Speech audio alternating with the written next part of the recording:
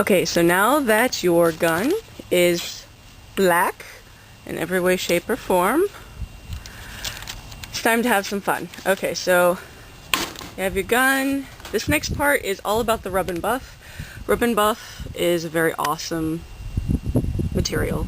It's a wax-based metallic finish, and it's very useful. You can use it on all sorts of stuff, just so long as it's like a black or dark colored base. This stuff goes well over the top of it. So you can buy the Rub and Buff at Michael's. I haven't found it at Joann's, but yeah, mainly Michael's. It's like $3-4 a tube, but a little bit goes a long way. So this tube will last you for a very, very long time, or maybe for one really, really huge squirt gun, like a super soaker or something. So next you got to figure out what parts you want, what color. Personally, I like silver over gold, and quite frankly, the easiest way to apply it is just use your finger. So you just need a little tiny bit, and just start applying it. You can use one finger to dab it on, one to blend.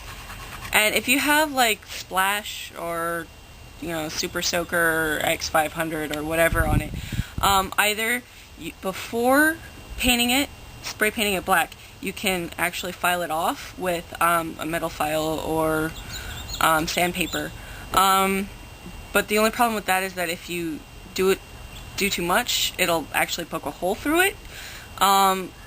What I did on this one was I just glued a bunch of brads onto it, so that got rid of that problem. And you get this kind of cool, I was completely black once a long time ago, but now I've seen so much use that I'm all worn down. You can see my little metal insides kind of thing going on with the with this, so it's kind of cool. So you see, it's all nice and metally, tarnished, kind of nice and fine. Okay, so a couple of things to remember about the Rub and Buff. You can see I've kind of done some of the gun. Is two things. One, silver sticks the best. So it's another reason why I like it. If you get silver on your fingers and then you want to do gold, it's best to wash your hands first or use alternate fingers, because otherwise the gold won't show up. It's just silver's much brighter and happier, I guess, than the gold. Another thing too is please, if you want this to look cool, do not be anal. If you get little pieces in places that you don't really want them, you know what? Just pretend like you did it on purpose, because, you know what? Age really does not care. So if you want to make this look old and grungy, do not be anal. Yeah, cool. Okay, so another thing to remember too is that if you, for some reason, cannot find the Rub and Buff, the next best thing is paint. Unfortunately, you will not get the cool kind of detailing that you get because your finger has lots of little ridges in it with the Rub and Buff. Oh well. One thing you can do too is if you want to do like copper for the detailing like I'm trying to do here, it works really well getting into little crevices with the paintbrush. Also, if you happen to make a gross boo-boo on what you were trying to do, the paint covers it up really well, so it's kind of like it never happened, but not quite, because you know you did it. But anyway, yeah, it kind of makes it better. So, yeah. Okay, so now that we have our gun all nicely painted and whatnot, it's time to have fun with the glue gun. Anyway, so, if you want to use brads, it's a very good idea to clip them off, and please make sure you have something underneath the glue gun, because you don't want to ruin your mother's awesome cherry oak table.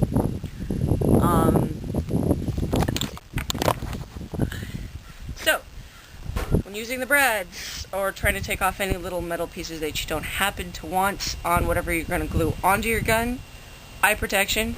You don't want a metal shard to fly up into your eye and make it bleed and have to go to the emergency room. Charge you $50. Use wire cutters. Keep track of all the little metal bits because you don't want to wind up stepping on it barefoot later.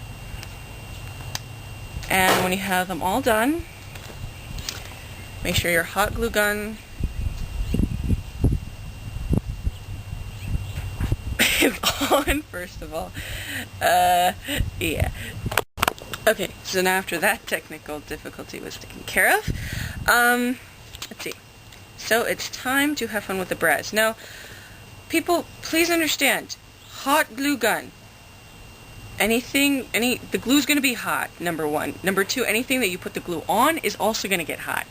And number three, if it's a squirt gun, make sure you take out the little closing apparatus so that way it doesn't expand the plastic or melt through it or create some sort of explosion.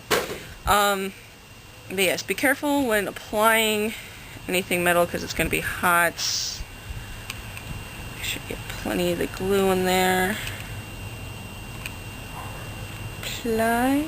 And you can use brads, any sort of little metal pieces to cover over any of the little sayings that you don't want people to see, so they instantly know that you in fact have a Nerf gun instead of a steampunked weapon. And just for the record, for the splash, it's about 3 brads about this size.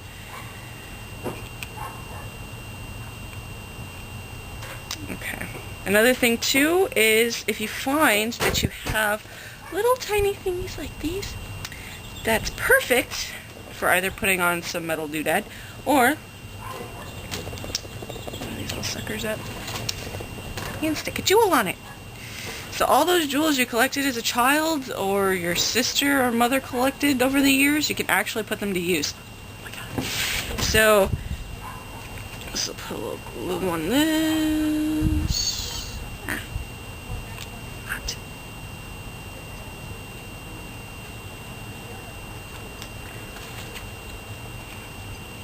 It's always fun finding new stuff to stick on here. Oh, and of course too, you can also apply different, if you've got like plastic stuff, but you want it to look metallic, you can always apply it with hot glue before you spray paint the black, so that way you get even more cool textures and designs on it, so it looks metal instead of plastic. Yeah.